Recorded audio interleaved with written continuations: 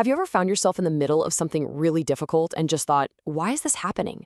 What if those hardest moments, the ones that feel like senseless tragedies, aren't random at all? Today we're going to talk about a really powerful idea, how to find real purpose in our pain by looking at it through a different set of eyes, eternity's eyes. So let's just dive right in with a tough question. When something terrible happens, an illness, a loss, our first instinct is to call it an accident, a horrible, senseless tragedy. But what if there's more to the story? What if, from a higher perspective, it isn't an accident at all? See, from our point of view, it just looks like a senseless tragedy. It's unfair, it's pointless, it just hurts. But there's another way to see it, a concept C.S. Lewis called a severe mercy. It's this idea that maybe, just maybe, God allows these deeply painful events for a purpose that is so much bigger than we can possibly see in the moment. Now, to really wrap our heads around this, I want to tell you a story. It's a true story about a young girl who came face to face with this very idea.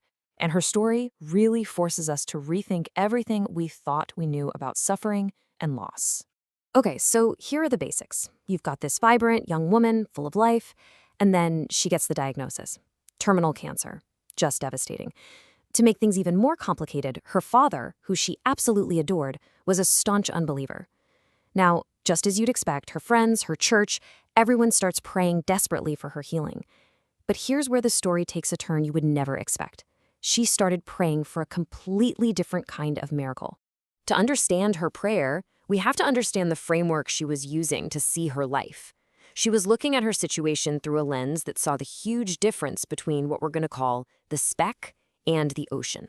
First, there's the speck, and that's this life, right here, right now.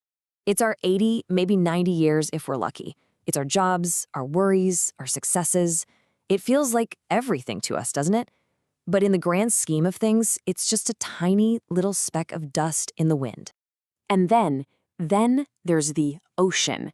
This is the vast, unending, immeasurable reality of eternity with God. And this young woman, she understood that the ocean was infinitely more real and more important than the temporary speck of her life on Earth. And this perspective led her to say something that, well, it's just breathtaking. She said, I would choose this cancer 1,000 times over if my death is the only thing that will break my father's heart so that he can meet Jesus. Think about that. She was willing to trade her entire speck, her life, if it meant her father would gain the ocean. You know, her perspective lines up perfectly with this question Jesus asked. What does it profit a man to gain the whole world and forfeit his soul? She got it. She understood that one single soul stepping into the ocean of eternity was worth more than all the health, wealth, and comfort you could ever pile up in this speck. I know this whole idea can feel a little jarring. How can something so destructive like cancer lead to something beautiful? Well, believe it or not, God actually gives us a perfect picture of this principle all over nature. Just think about a seed. For that seed to become a tree, what has to happen? First, it has to fall into the ground and be buried in the dark. Second, its hard outer shell has to crack open. It has to break. And it's only after the falling and the breaking that it can actually burst forth with new life and bear fruit. Without the brokenness, it just stays a lonely little seed.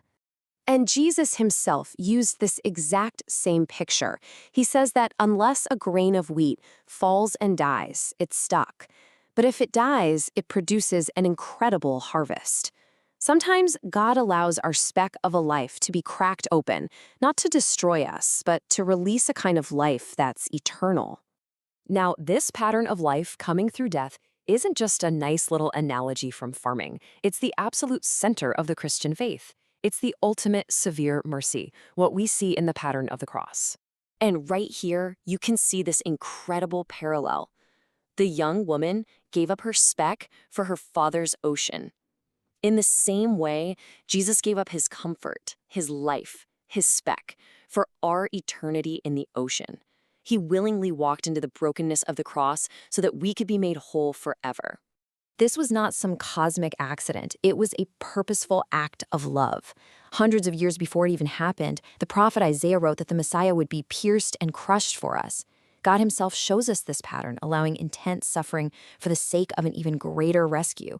The cross changes how we look at all suffering. So where does this leave us? We've heard this incredible story, we've seen this powerful pattern. Now what? It brings us right back to that young woman and to a challenge for you and me. Her prayer was answered.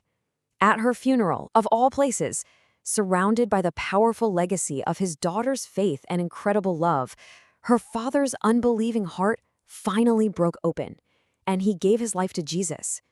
In the world of the Speck, it was a day of absolute tragedy. But in the world of the ocean, it was a victory celebration. And so this question comes right to our doorstep. When we're the ones facing the illness, the loss, the heartbreak, what do we see? Are we only able to see the tragedy right in front of us, the pain of the speck? Or can we start to ask God to show us his purpose within the ocean? So here's the final thought I want to leave with you. When you pray in the middle of your suffering, yes, of course, ask for healing, ask for comfort, but maybe, just maybe, we can also ask for something more. Ask God for eternity eyes, the ability to see our present pain through the incredible, hopeful lens of his eternal purpose. Because sometimes the greatest miracle isn't taking the suffering away, but revealing what it's for.